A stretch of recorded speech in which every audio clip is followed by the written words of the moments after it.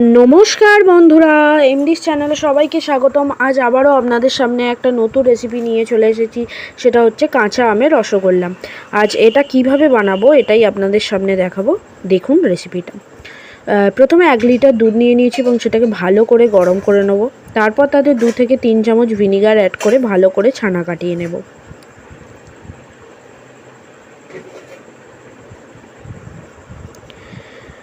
ছানা কাটানো হয়ে গেলে একটি পাত্রে বড় একটি ছাঁকনি নিয়ে ভালো করে ছানাটা ছেঁকে নেব।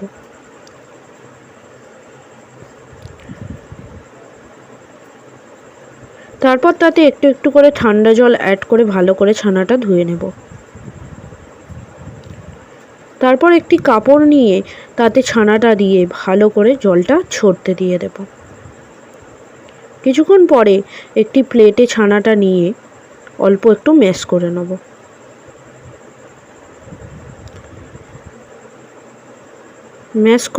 ম্যাশ করে নেওয়ার পর তারপর কাঁচা আম পেস্ট করে রাখা ছিল সেটা 2 চামচের মতন দিয়ে দেব।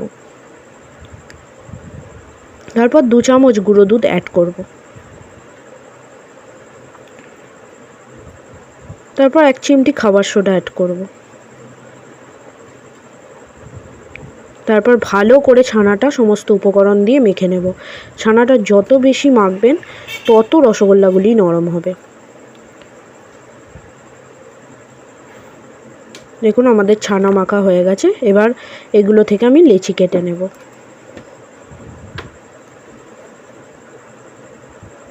লেচি কাটা হয়ে গেছে।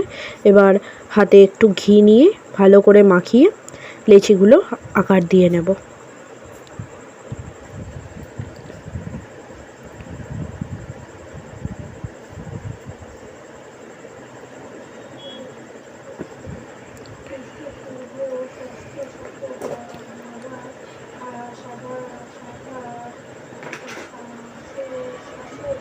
লেচিগুলো ভালো করে গোল করতে হবে যাতে কোনো জায়গায় ফাটা ভাব না থাকে।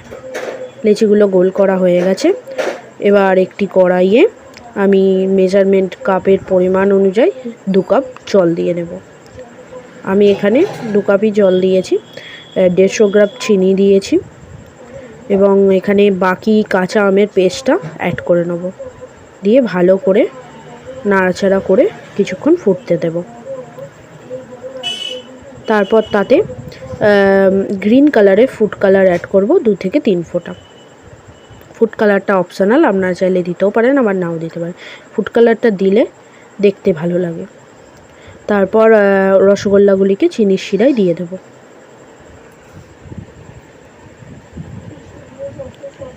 দিয়ে 10 মিনিটের জন্য হাই ফ্লেমে হতে দেব। 10 মিনিট পর রসগোল্লাগুলিকে ভালো করে একটু নাড়াচাড়া করে নেব অল্প। তারপর আবারও 10 মিনিটের জন্য হতে দেব হাই ফ্লেমে।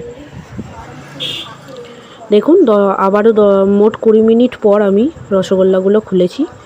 পুরোপুরি রসগোল্লা আমাদের রেডি হয়ে গেছে। এবার একটি বাটিতে নামিয়ে নিলেই রেডি আমাদের কাঁচা আমের রসগোল্লা। ওপর থেকে একটু কাজু বাদাম ছড়িয়ে দিলাম।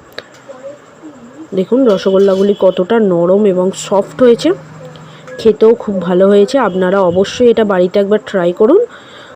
আর আমার চ্যানেলে নতুন হয়ে থাকলে চ্যানেলটিকে সাবস্ক্রাইব করতে ভুলবেন না, যাতে সবার আগে এরকম ভিডিও আপনাদের কাছে খুব তাড়াতাড়ি পৌঁছে যেতে পারে। ভিডিওটি ভালো লাগলে অবশ্যই লাইক করবেন। কিছু ভুল ত্রুটি হয়ে থাকলে কমেন্ট করে জানাবেন। আজকের জন্য এতটুকুই। Tata bye.